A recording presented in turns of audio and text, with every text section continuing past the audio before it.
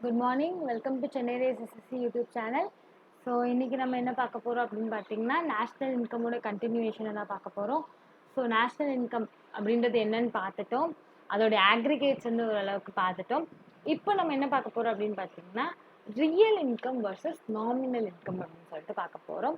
So இந்த real இன்கம்க்கும் nominal இன்கம்க்கும் என்ன வித்தியாசன்றது பார்க்கறதுக்கு முன்னாடி லெட்ஸ் சி ஒரு எக்ஸாம்பிள் வச்சு பார்த்துக்கலாம். ஓகேவா? ஃபார் எக்ஸாம்பிள் இப்போ வந்து நம்மளுடைய ஒரு கண்ட்ரின்னு எடுத்துக்கலாம். அந்த கண்ட்ரியில் வந்து ஒரே ஐட்டம் மட்டும்தான் ப்ரொடியூஸ் ஆகுதுன்னு சொல்லிட்டு நம்ம அஸ்யூம் பண்ணிக்கலாம். So assume that only one product is produce in country. அது என்ன ப்ராடக்ட் ஆனாலும் இருக்கலாம். ஃபார் எக்ஸாம்பிள் ஒரு பைக்காக இருக்கட்டும், சரியா, அல்லது ஒரு மொபைல் ஃபோனாக இருக்கட்டும், ஏதோ ஒன்று. So let's consider it as bike. So என்ன இருக்குது அப்படின்னு பார்த்தீங்கன்னா 2011 100 பைக் குவான்டிட்டி வந்து ப்ரொடியூஸ் ஆயிருக்கு. அதோட ப்ரைஸ், ஒரு பைக்கோட விலை வந்து 50 ரூபான்னு வச்சுக்கலாம். அப்போது அந்த கண்ட்ரியில் ஒரே ஒரு பொருள் மட்டும்தான் உற்பத்தி ஆயிருக்கு அப்படின்னா அந்த கண்ட்ரியோட ஜிடிபி எவ்வளவா இருக்கும்? 50 into 100, தட் இஸ் 5000 தான் இருக்கும். கரெக்டா? ஸோ ஜிடிபி வந்து 5000 இருக்கு. அடுத்து 2021க்கு வந்து பார்த்தோம் அப்படின்னா நம்மளுக்கு குவான்டிட்டி 2021லையும் ஒரே ஒரு ப்ராடக்ட் மட்டும்தான் உற்பத்தி பண்ணியிருக்காங்க. 2021ல் உற்பத்தியான ப்ராடக்டோட விலை குவான்டிட்டி வந்து 50. ஓகேவா? 50 பைக் மட்டும்தான் உற்பத்தி பண்ணியிருக்காங்க. ஆனால் அதோடைய ப்ரைஸ் மட்டும் எவ்வளவு ஆயிருக்கு? 150 rupees ஆயிடுச்சு. ஓகேவா? அப்போது அதோடைய ஜிடிபி எவ்வளோ அப்படின்னு சொல்லிட்டு கேல்குலேட் பண்ணோம் அப்படின்னா 7500 அப்படின்னு சொல்லிட்டு இருக்கு. ஓகேவா? ஏன்னா 15 into 5 150 into 50 அப்படின்னு சொல்லும்போது 7500 அப்படின்னு சொல்லிட்டு வருது. பட் இது உண்மையாவே ஒரு நாட்டோட பொருளாதாரத்தை பத்தி சொல்லுதா, கரெக்டா சொல்லுதா அப்படின்னு கேட்டா கிடையாது. ஏன் அப்படின்னு பாத்தீங்கன்னா நம்மளுக்கு என்னதான் வந்து நம்மளோட ஜிடிபி அதிகமான மாதிரி இருந்தாலுமே கூட என்ன இருக்கு? Quantity produced has been decreased as well as price has increased. So இது ரெண்டுமே ஒரு நாட்டுக்கு நல்லது இல்லை. ஓகேங்களா? ஸோ அதனால இந்த 7500ன்றத வந்து நாமினல் ஜிடிபி அப்படின்னு சொல்லிட்டு சொல்லுவோம். இதுல இருந்து நம்ம இந்த விலைவாசி உயர்வு இருக்கு இல்லையா, இந்த ஜிடிபி வந்து இவ்வளவு அதிகமானதுக்கான ரீசன் என்ன? 5000 7500 அதிகரிச்சதுக்கான ரீசன் என்னது? இந்த விலைவாசி உயர்வு இல்லையா?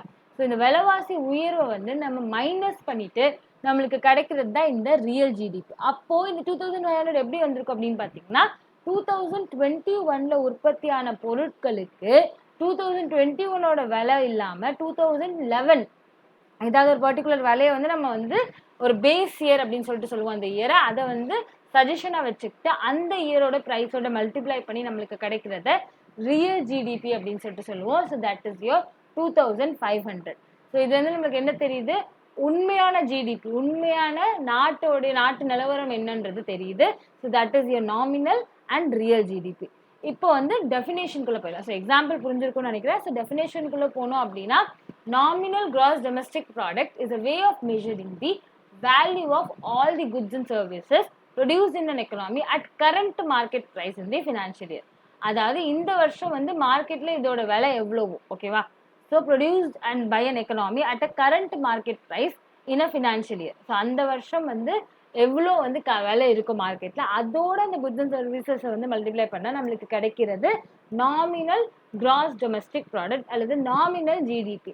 இதை வந்து ஜிடிபி அட் கரண்ட் ப்ரைசஸ் அப்படின்னு சொல்லிட்டு சொல்லுவோம். ஓகேங்களா? நெக்ஸ்ட் என்ன அப்படின்னு பார்த்தீங்கன்னா ரியல் ஜிடிபி.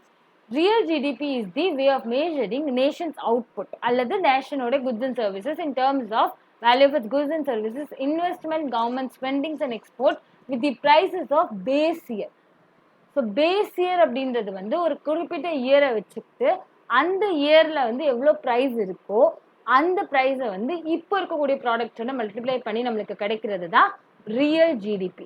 ஸோ இந்த ரியல் ஜிடிபி நம்ம என்ன சொல்லுவோம் அப்படின்னு பார்த்தீங்கன்னா ஜிடிபி அட் கான்ஸ்டன்ட் ப்ரைஸஸ் அப்படின்னு சொல்லிட்டு சொல்லுவோம். இப்போ ப்ரெசன்ட் தேதியில வந்து இந்தியாவுக்கான பேஸ் இயர் ஜிடிபிக்கு என்ன அப்படின்னு பார்த்தீங்கன்னா 2011-12.